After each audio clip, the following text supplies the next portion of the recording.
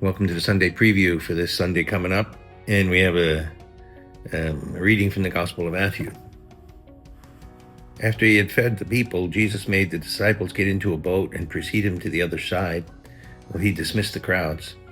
After doing so, he went up on the mountain himself to pray. But when it was evening, he was alone there.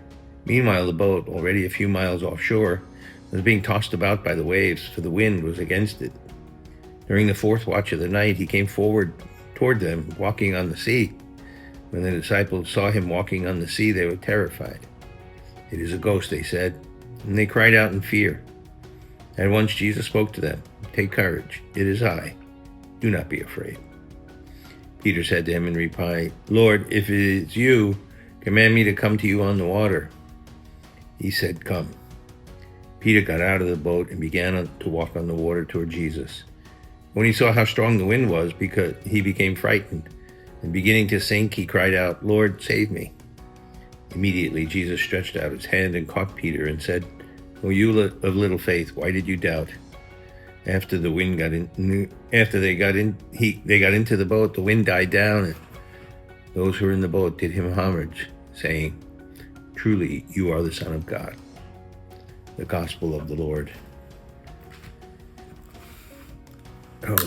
There's so much Christian art that's depicted this scene of the turbulent waters and the rain and Peter sinking into the water and the Lord reaching out to pull him up. And we always reflect on this, rightfully so, as kind of a failing of faith on the part of Peter. And certainly that's exactly what St. Matthew and the Holy Spirit were trying to get across, that we have to trust completely in the Lord. And yet, Peter was the one who had the courage and the faith to get out of the boat in the first place, and walk toward the Lord. And he was showing the others the way. But he wasn't perfect in his faith. His faith still needed strengthening. And it's a good lesson for us to know that no matter how much faith and hope and love we have, we've got to always be strengthening it.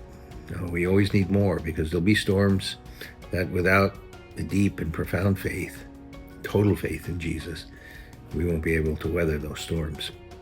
And when we're out there in a storm, no matter what it is, of suffering or difficulty, persecution in our lives, we've got to keep our eyes fixed on Jesus, right?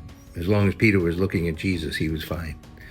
When he took the time to look how big the waves were and how much lightning and thunder there was, he went back to being very human, very afraid. But as long as he was looking to Christ, he had the courage to be there. And I think when we go through trials and storms in our life too, and the most important thing is keep our focus on Christ, not on how bad the sufferings and the difficulties are. But Christ is there, and all things are possible when we believe totally in the power of God.